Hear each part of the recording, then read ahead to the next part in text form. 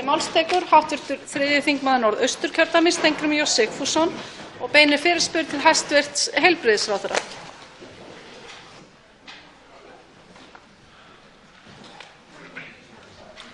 Frú forseti, ég með tvær spurningar eða tvö efnisatriði sem ég beina til hæstv. Ráðherra. En svo vel vill til að það fer saman í einum og sama manninum, ráðherra heilbrigðismála og formaður Bjartrar framtíðar. Fyrri spurningin snýr að áformum einkasjúkrahússins Klíníkurinnar og þeirra umræðu sem aftur kviknuð vegna ólíkrar lagatúlkunar landlæknisembættisins annars vegar og ráðuneytisins hins vegar, sem bagalegt og þarf að útkljá. En ég vil spyrja hæstv. Ráðherra, hefur það nokkru breytt það sem hæstv. Ráðherra gaf út hér á dögunum að ráðuneytið mun ekki heimila Sjúkratryggingum að gera samning við einkasjúkrahúsið kaup á sérhæfðri heilbrigðisþjónustu? Það að segja ekki gera samning að þar verði sett á fót legudeild til allt að 5 daga og farið út í sérhæfðar skurðaðgerðir. Það er mjög mikilvægt að fá þetta á hreint. Þetta mál að leka einhvern veginn niður eða var eitthvað annað á bak við það en það sem sagt var hér skýrt á dögunum? Seinni spurningin snýr að þeirri útreið sem ég fæ ekki betur séð en málaflokkar sem Björt framtíð fer með í ríkisstjórn fái í fjármálaáætlun. Því miður það svo að þegar rýnt betur í tölur fjárveitingar samkvæmt áætluninni til heilbrigðismála þá eru þær að uppistöðu til hvað aukningu varðar, beint í stofnkostnað, byggingu nýs Landspítala og önnur sérgreind verkefni, þannig að þegar það frá dregið stendur eftir væntanlega niðurskurður upp á milljarða í rekstur. Og svipaða sögu má segja af umhverfisráðuneytinu sem Björt framtíð fer einnig með í ríkisstjórn. Þar til að mynda að ræða algerlega ófjármagnaða aðgerðaáætlun í loftslagsmálum. Menn finna þar engar krónur til þess að planta fleiri trjám og binda með kolefni eða hraða orkuskiptum í samgöngum eða annað. Og seinni spurningin því, ætlar Björt framtíð að láta bjóða sér þetta? Ætlar hún að láta handjárna sig inn í þessari nýfrjálshyggju fjármálaáætlun til næstu 5 ára? Þá tekur til máls hæstv. Heilbrigðisráðherra Óttarr Proppé.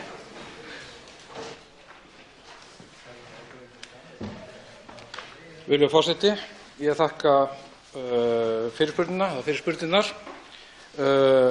Það nokkuð auðvelt að svara því að nei, það hefur ekki orðið nein breyting á þeirri ákvörðun minni eða það sem að ég sagði hér í ræðustól Alþingis fyrir einhverjum vikum síðan að það stæði ekki til að fela Sjúkratryggingum Íslands að gera sérstakan samning við Klíníkina. Hv. þingmaður gerir að umræðuefni ágreining eða mismunandi lagatúlkun ráðuneytisins annars vegar og landlæknis hins vegar og það skýrt gagnvart ráðuneytinu að ráðuneyti starfar samkvæmt lögum og það hlutverk mitt sem ráðherra og heilbrigðisráðuneytisins að starfa eftir lögum og eftir bestu getu eftir túlkun okkar á lögum og sérfræðingar ráðuneytisins túlka það sem svo að eftir breytingu á lögum heilbrigðisþjónustu árið 2007 þar sem var tekið út af hv. Alþingi krafa það að ráðherra eða ráðuneyti veitti sérstakt starfsleyfi fyrir sjúkrastofnunum að þá sé það ekki í raun og veru ekki gert ráð fyrir því að það sé veitt sérstakt starfsleyfi. Mér þykir það bagalegt, það ekki í takt við það hvernig ég vil sjá íslenska heilbrigðisþjónustu þróast eða halda áfram.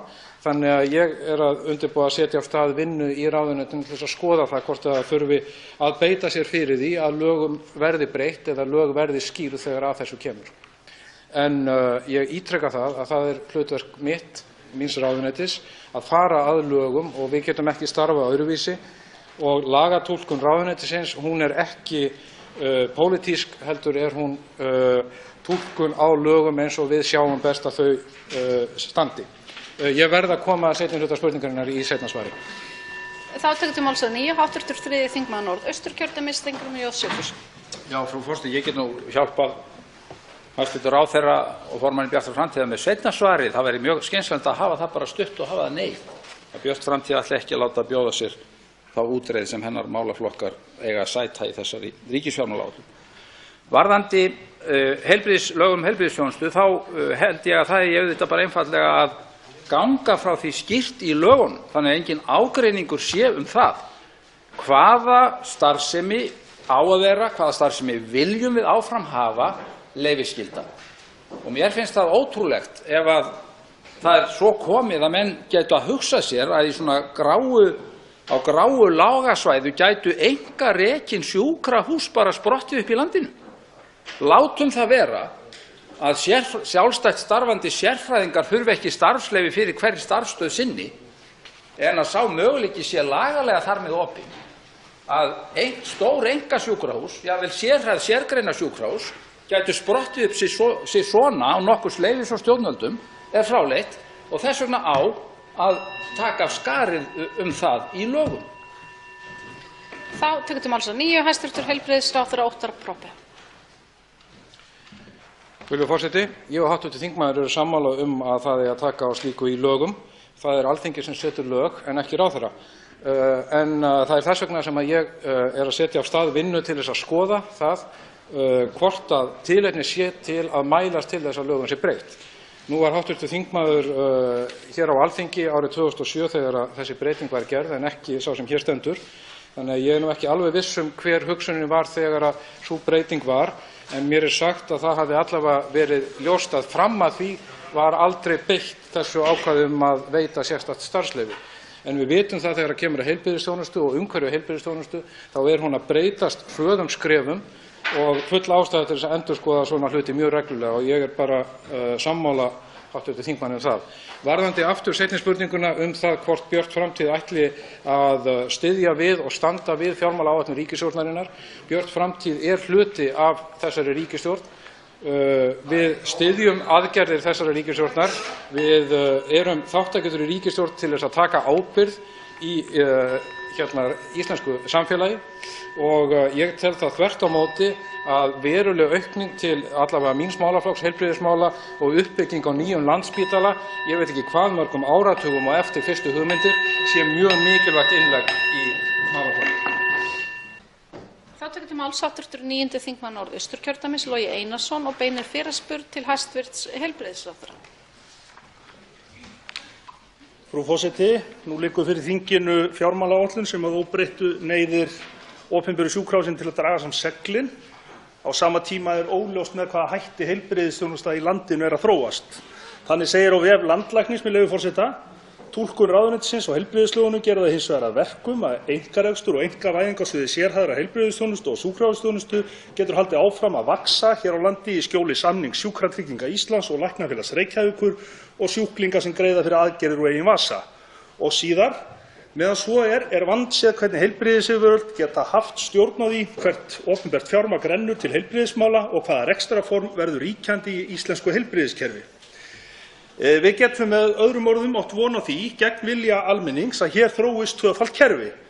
Annars vegar þar sem að almenningur, allur þorri almennings, notar hið vanfjármagnaða opinbera kerfi og svo hitt einkarekið kerfi sem að megninu til verður greitt af almannafé en fólk getur svo ef það vill og á peninga greitt aukalega og sótt sér þjónustu. Það var í sjálfu sér ánægjulegt að heyra ráðherra segja hér áðan að hann vildi koma einhvern skikk á galskapinn með nýjum lögum og því langar mig að spyrja vegna þess að hv. þingmaður Oddný Harðardóttir hefur lagt fram frumvarp sem að tryggir aðkomu Alþingis að ákvörðunum frekari einkareksturs og einkavæðingu. Með frumvarpinu lagðar til breytingar á lögum sjúkratryggingar varða samninga heilbrigðisþjónustu að þar gert ráð fyrir að ályktun Alþingis liggi til grundvallar þeim samningum sem hæstv. Heilbrigðisráðherra gerir vegna læknaþjónustu í einkarekstri. Og tilgangur frumvarpsins augljós að ráðherra hafi skýrt umboð lýðræðislega kjörinna fulltrúa þjóðarinnar hverju sinni áður en að gengur til samnings við einkaaðila rekstur mikilvægra grunnstoða heilbrigðiskerfisins. Í dag getur hann ráðið þessu dálítið sjálfur. Og ég spyr því hæstv. Heilbrigðisráðherra hvort hann styðji markmið frumvarpsins og muni leggja því lið. Þá tekur til máls hæstv. Heilbrigðisráðherra Óttarr Proppé.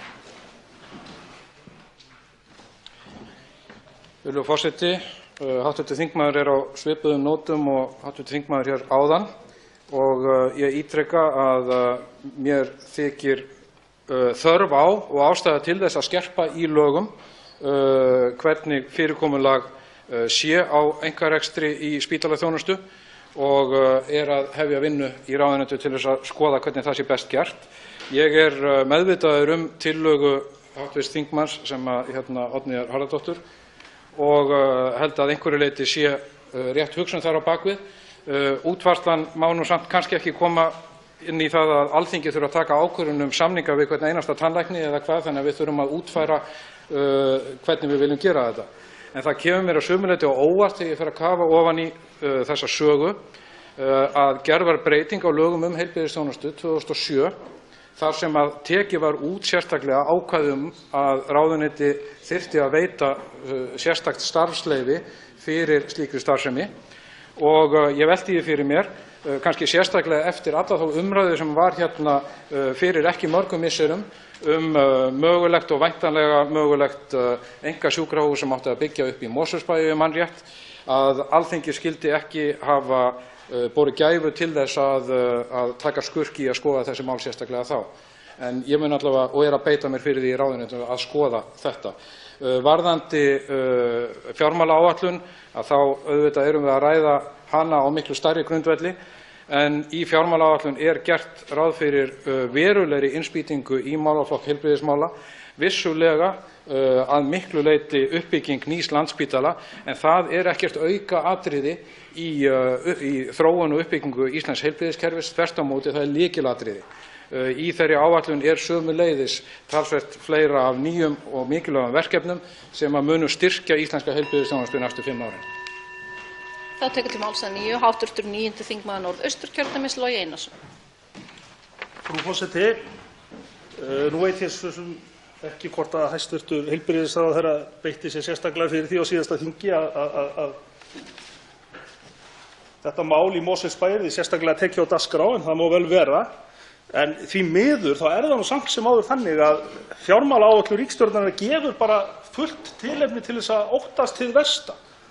Og á ársfundi Landspítalans til dæmis var dregin frekar dökk mynd upp á þróun heilbrigðiskerfisins. Forstjóri lýsti þar baráttu sinni við fjárveitingavaldið og segir þar að spítalinn sé með helmingi lægra fjárframlag heldur en sambærileg stofnun á Norðurlöndum og segir með leyfi forseta, ég vil vera alveg heiðarlegur við ykkur og ég segi því að ég eiginlega bara skil ekkert í þessu. Hvernig má það vera að velmeinandi stjórnvöld neiti að horfa á blákalda staðreyndir sem við súmmerum upp með gagnaöflun og upplýsingagjöf? Hvað erum við að gera vitlaust? Hvernig má þetta vera þegar svona vel gengur á Íslandi?